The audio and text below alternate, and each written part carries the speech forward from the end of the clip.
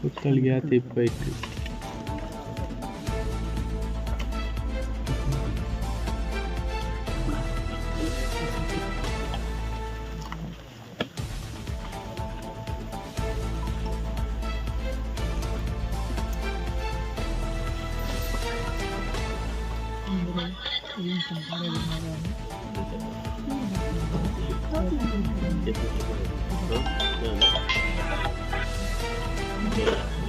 ಇವತ್ತು ಬೆಳ್ತಂಗಡಿ ಪೊಲೀಸ್ ಠಾಣೆ ವ್ಯಾಪ್ತಿನಲ್ಲಿ ಗೇರುಕಟ್ಟೆ ಎಂದು ಜಾಗದಲ್ಲಿ ಸುಮಂತ್ ಎಂದು ಒಂದು 15 ವರ್ಷದ ಹುಡುಗ, ಅವರು ಸುಮಾರು ವಾರಕ್ಕೊಮ್ಮೆ ದೇವಸ್ಥಾನಕ್ಕೆ ಹೋಗೋದು, ಬೆಳ್ಳಂಬೆಳಗ್ಗೆ ಎದ್ದು ಹೋಗೋದು ಇತ್ತು.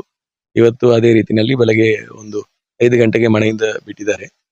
ಮನೆಯಿಂದ ಸುಮಾರು ಒಂದು 500 ಮೀಟರ್ ದೂರ ಬಂದ ಮೇಲೆ ಮತ್ತೆ ಅಲ್ಲಿ ಅವ್ರದ್ದು ಬಾಡಿ ಒಂದು ಬಾವಿನಲ್ಲಿ ಇತ್ತು, ಸಣ್ಣ ಮೋಟರ್ ತರ ಪಾಂಡ್ನಲ್ಲಿ.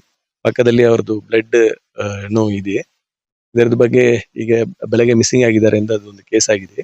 ಅದರ ಮೇಲೆ ಈಗ ಇನ್ಕ್ವೆಸ್ಟ್ ಮತ್ತೆ ಪೋಸ್ಟ್ ಮಾರ್ಟಮ್ ಮಾಡಿ ಮುಂದೆ ಕಾನೂನು ರೀತಿಯಲ್ಲಿ ಕ್ರಮ ತಗೊಳ್ಳಲಾಗಿದೆ.